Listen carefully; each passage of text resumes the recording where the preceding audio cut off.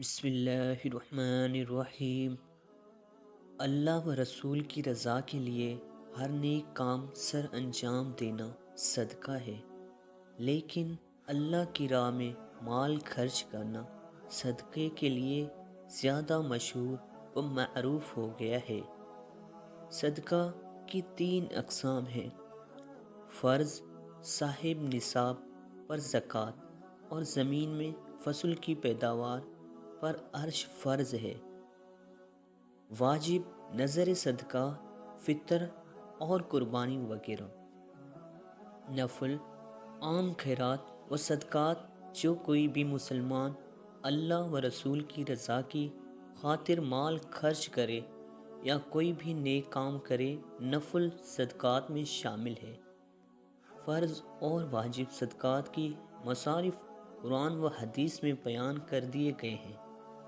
ارشاد باری تعالی ہے: بے شک صدقات زکوٰۃ محض غریبوں اور محتاجوں اور ان کی وصولی پر مقرر کیے گئے کارکنوں اور ایسے لوگوں کے لیے ہیں جن کے دلوں میں اسلام کی الفت پیدا کرنا مقصود ہو، اور مزید یہ کہ انسانی گردنوں کو غلامی کی زندگی سے آزاد کرانے میں اور قرضداروں کی بوجھ اتارنے میں اور اللہ کی راہ میں اور مسافروں پر زکوٰۃ کا خرچ کیا جانا حق ہے۔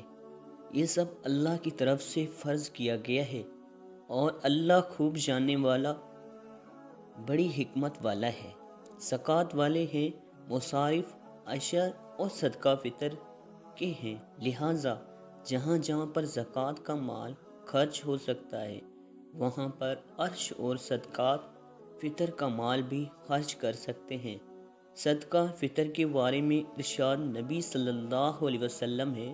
حضرت ابن عمر رضی اللہ عنہ نے فرمایا، رسول اللہ صلی اللہ علیہ وسلم نے فطرانے کی زکوٰۃ فرض فرمائی ہے کہ 1 صاع کھجوریں یا 1 صاع جو ہر غلام اور آزاد مرد اور عورت، چھوٹے اور بڑے مسلمان کی طرف سے، اور حکم فرمایا کہ ایسے لوگوں کے نماز عید کے لیے نکلنے سے پہلے ہی ادا کر دیا جائے۔